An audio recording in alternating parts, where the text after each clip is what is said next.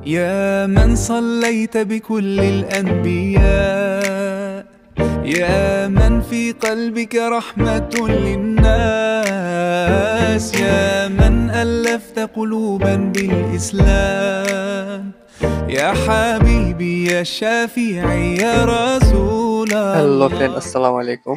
আশা করি আপনারা সবাই ভালো আছেন। আমার এই নতুন ব্লগ ভিডিও আপনাদের সবাইকে জানাচ্ছি স্বাগতম। আর কিছুদিন পর ঈদ, তাই সবাইকে অগ্রিম ঈদ মোবারক। দীর্ঘ একটা বছর পর ঈদ আসছে, সেই খুশিতে সবাই যাচ্ছে বাড়িতে, কিন্তু আমি এমন এক হতভাগা প্রবাসী, ঈদের মাত্র কিছুদিন আগে যাচ্ছি বিদেশে। এই মুহূর্তে কি কারো মন ভালো থাকবে? আপনারাই বলেন। এইসব বিষয় বাদ দিলাম, কিন্তু দুঃখের বিষয় তো এক জায়গায়। আপনাদেরকে আমি আমার নিজের অভিজ্ঞতা থেকে বলতেছি, আপনারা কোনোভাবেই দালালের মাধ্যমে বিদেশ যাবেন না।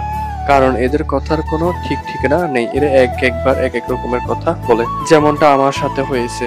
আজকে 3-4টা মাস ফ্লাইট হচ্ছে হচ্ছে না। সারা রমজান মাস তার কোনো খবর নাই। শেষ রমজানে 23 তারিখে সে আমাকে বলছে 24 তারিখে নাকি আমার ফ্লাইট। 23 তারিখ রাত 10টার সময় সে আমাকে ফোন দিয়ে বলতেছে কোনো এক কারণে নাকি আমার ফ্লাইট ক্যান্সেল হয়ে গেছে। তো আমি তাকে বললাম যে একেবারে আমাদেরকে ঈদের পরে ফ্লাইটটা দেন। 25 তারিখে আবার ফোন দিয়ে বললো 26 তারিখে নাকি আমার ফ্লাইট। সকালে এসে তাদের অফিস থেকে কাগজপত্রগুলো নিয়ে নেওয়ার জন্য বললো। তো আমিও সরল মনে গ্রাম থেকে, মা বাবার থেকে, বয়স্কদের থেকে দোয়া নিয়ে ঢাকার দিকে রওনা হলাম এবং 11টার দিকে তাদের অফিসে পৌঁছালাম। অফিসে এসে আবার আমার মন খারাপ হয়ে গেল, কারণ তাদের অফিসের ম্যানেজার বলতেছে আমার কাগজপত্রের নাকি কি সমস্যা আছে, তাই আবার ফ্লাইট ইসলামে গেছে। ফ্লাইটটা দিয়েছে তারা 30 তারিখে। ভাই আপনারাই বলেন তখন কেমনটা লাগে। এইদিকে আবার গ্রামে যাওয়ার জন্য বাসের টিকিট পাচ্ছি না। ঈদের দিন তো বুঝতেই পারছেন, সবাই গ্রামে যায়। দালাল হালাল ফয়ও বলতেছে হোটেলে উঠে যাওয়ার জন্য এখন না যেতে। তাই আমি এয়ারপোর্টের এদিকে একটি হোটেলে উঠে গেলাম। হোটেল থেকে এই ভিডিওটি আপনাদেরকে দেখাচ্ছি।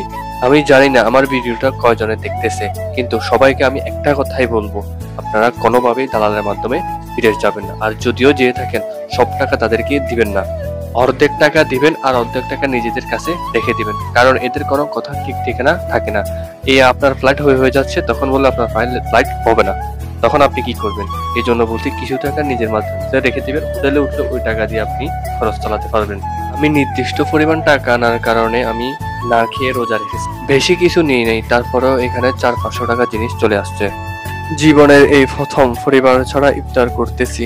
এই কয়েকদিন হোটেলের খাবার খেয়েছি, কিন্তু আমার কাছে একটু তৃপ্তি লাগে নাই।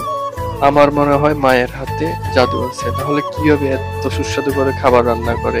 জানি না কবে আবার খেতে পারবো, খুব মিস করব।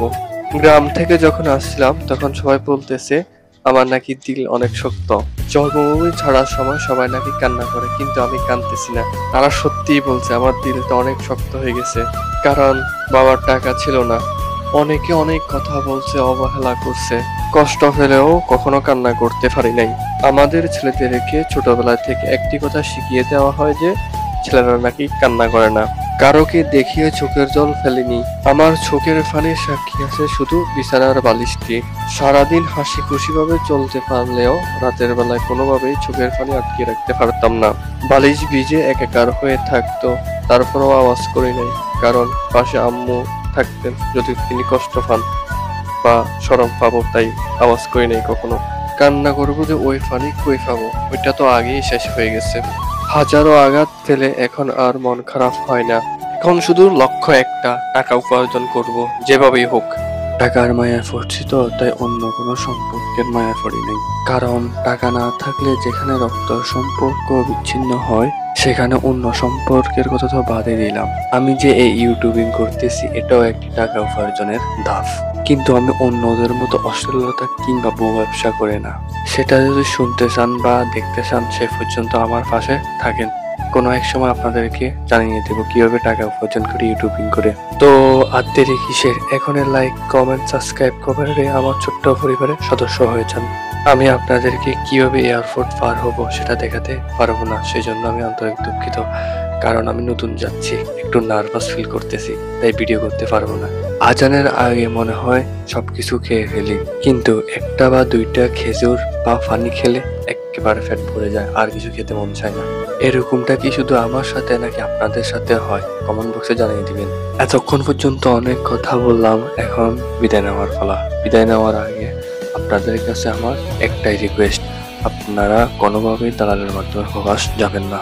আর যদিও যেয়ে থাকেন, সব টাকা তাদেরকে দিবেন না, কিছু টাকা নিজের হাতে রেখে দিবেন, যাওয়ার পর বাকি টাকা দিবেন। তাহলে সে আপনাদেরকে খুব কমে ঘুরাবে, আর না হয় শুধু আমার মতন খালি ঘুরাবে। আজকে না হয় কাল, কাল না হয় পরশু ফ্লাইট, এরকম ভাবে ঘুরাবে। আর ছোট্ট একটা রিকোয়েস্ট, সেটা হচ্ছে যারা এখনো লাইক কমেন্ট সাবস্ক্রাইব করেন নাই, তারা একটু দয়া করে দেন। কারণ আপনাদের একটি লাইক কমেন্ট সাবস্ক্রাইব আমাকে ভিডিও তৈরি করার জন্য আরো উৎসাহিত করে। একটা সাবস্ক্রাইব তো বেশি কিছু না, তো টাকাও তো চাচ্ছি না, একটু দয়া করে দেন না ভাই। দেখতে দেখতে বিদায় নেওয়ার ফলা।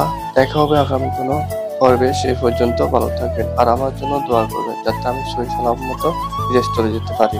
আল্লাহ হাফেজ।